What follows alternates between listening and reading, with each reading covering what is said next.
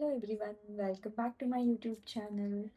ಇವತ್ತಿನ ನನ್ನ ವಿಡಿಯೋದಲ್ಲಿ ನಾನು ಡಾರ್ಕ್ ಸರ್ಕಲ್ಸ್ನ ಯಾವ ರೀತಿ ಮನೆಯಲ್ಲೇ ನಾವು ಕಮ್ಮಿ ಮಾಡ್ಕೋಬೋದು ಅಂತ ಇವತ್ತಿನ ವಿಡಿಯೋದಲ್ಲಿ ನಾನು ನಿಮಗೆ ತಿಳಿಸ್ಕೊಡ್ತೀನಿ. ಈ ವಿಡಿಯೋನ ಕಂಪ್ಲೀಟಾಗಿ ಸ್ಕಿಪ್ ಮಾಡ್ದಲೇ ನೋಡಿ. ನಾನು ನಿಮಗೆ ಮನೆಯಲ್ಲೇ ಇರುವಂತಹ ಪದಾರ್ಥಗಳನ್ನ ಯೂಸ್ ಮಾಡಿಕೊಂಡು ನ್ಯಾಚುರಲ್ ಆಗಿ ಯಾವ ರೀತಿ ಡಾರ್ಕ್ ಸರ್ಕಲ್ಸ್ ರಿಮೂವ್ ಮಾಡ್ಕೋಬೋದು ಅಂತ ಇವತ್ತಿನ ವಿಡಿಯೋದಲ್ಲಿ ನಾನು ನಿಮಗೆ ತೋರಿಸ್ಕೊಡ್ತೀನಿ.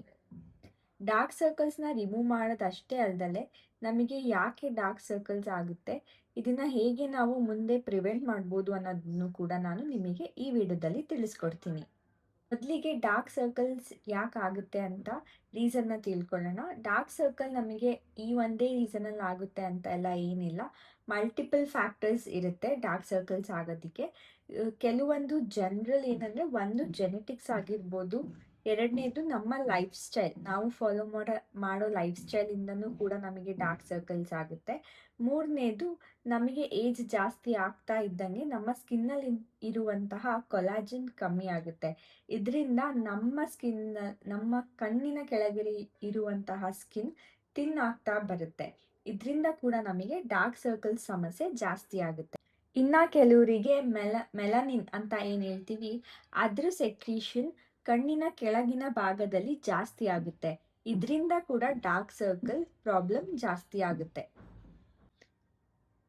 ಸೊ ಬನ್ನಿ ಮೊದಲಿಗೆ ಯಾವ ರೀತಿ ನಾವು ಡಾರ್ಕ್ ಸರ್ಕಲ್ಸ್ನ ಕಮ್ಮಿ ಮಾಡ್ಕೋಬೋದು ಅಂತ ನೋಡೋಣ.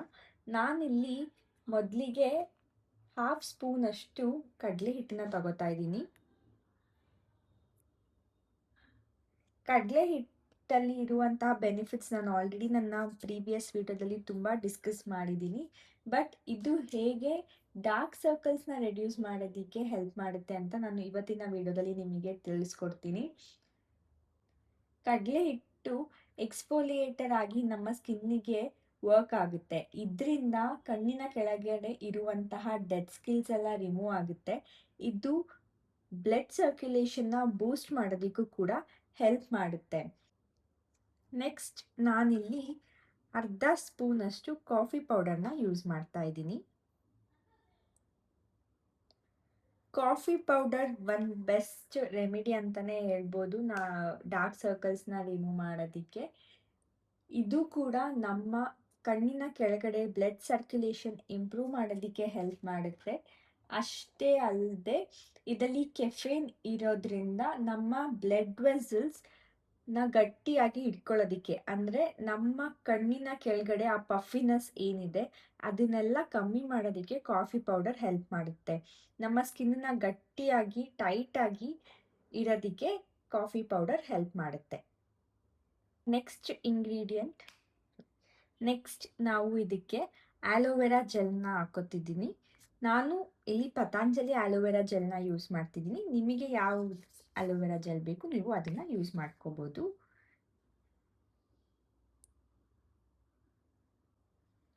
ಆಲೋವೆರಾ ಜೆಲ್ನ ನಾವು ಯೂಸ್ ಮಾಡೋದ್ರಿಂದ ನಮಗೆ ಡೀಪ್ ಹೈಡ್ರೇಷನ್ ಸಿಗುತ್ತೆ.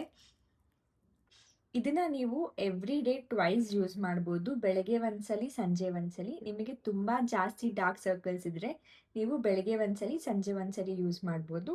ನಿಮಗೆ ಇವಾಗ ಇನ್ನೂ ಡಾರ್ಕ್ ಸರ್ಕಲ್ ಸ್ಟಾರ್ಟ್ ಆಗ್ತಿದೆ ಅಂದರೆ ನೀವು 1 ವೀಕ್ಗೆ 3 ಸಲ ಯೂಸ್ ಮಾಡ್ಬೋದು. ಅಂದರೆ ಆಲ್ಟರ್ನೇಟಿವ್ ಡೇಸ್ ಯೂಸ್ ಮಾಡ್ಬೋದು.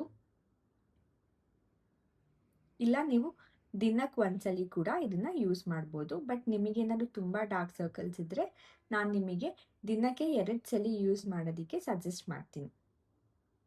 ಈ ಪೇಸ್ಟನ್ನ ನೀವು ನಿಮ್ಮ ಕಣ್ಣಿನ ಸುತ್ತ, ಅಂದರೆ ನಿಮಗೆ ಎಲ್ಲೆಲ್ಲಿ ಡಾರ್ಕ್ ಸರ್ಕಲ್ಸ್ ಇದೆ ಅಲ್ಲಿ ಅಪ್ಲೈ ಮಾಡಿ 15 ಮಿನಿಟ್ಸ್ ಬಿಡಿ. ಅದು ಕಂಪ್ಲೀಟಾಗಿ ಡ್ರೈ ಆದ ನಂತರ ನಾರ್ಮಲ್ ವಾಟರಲ್ಲಿ ವಾಶ್ ಮಾಡ್ಕೊಳ್ಳಿ. ವಾಶ್ ಮಾಡ್ಕೊಂಡಿದ ನಂತರ ನೀವು ಮಾಯಿಶ್ಚರೈಸರ್ನ ಹಾಕೋಬೋದು.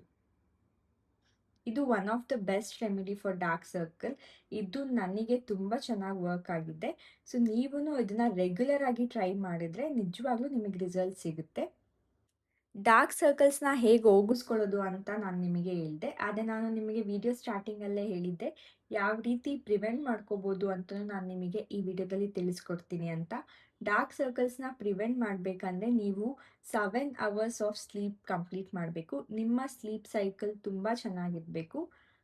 ಪ್ಲಸ್ ನಿಮ್ಮ ಬಾಡಿ ಯಾವಾಗಲೂ ಹೈಡ್ರೇಟ್ ಆಗಿ ಇರಬೇಕು. ನಿಮ್ಮ ಬಾಡಿಗೆ ಎಷ್ಟು ನೀರು ಬೇಕು ನೀವು ಅಷ್ಟು ನೀರನ್ನು ನಿಮ್ಮ ಬಾಡಿಗೆ ಪ್ರೊವೈಡ್ ಮಾಡಿದ್ರೆ ನಿಮಗೆ ಡಾರ್ಕ್ ಸರ್ಕಲ್ಸ್ ಪ್ರಾಬ್ಲಮ್ ಬರೋದು ಕಮ್ಮಿ ಆಗುತ್ತೆ. ನೋಡಿದ್ರಲ್ಲ, ನಾನು ಇವತ್ತು ನಿಮಗೆ ಹೇಳ್ಕೊಟ್ಟಿರುವಂತಹ ಡಾರ್ಕ್ ಸರ್ಕಲ್ ರೆಮಿಡಿ ನಿಮಗೆ ಇಷ್ಟ ಆಗಿದ್ದರೆ ಈ ವಿಡಿಯೋನ ಲೈಕ್ ಮಾಡಿ. ಇದೇ ಥರ ವೀಡಿಯೋಸ್ಗಾಗಿ ನನ್ನ ಚಾನಲ್ನ ಸಬ್ಸ್ಕ್ರೈಬ್ ಮಾಡಿ. ನಿಮ್ಮ ಫ್ರೆಂಡ್ಸಿಗೂ ಕೂಡ ಈ ವಿಡಿಯೋನ ಶೇರ್ ಮಾಡಿ. Thank you for watching the video.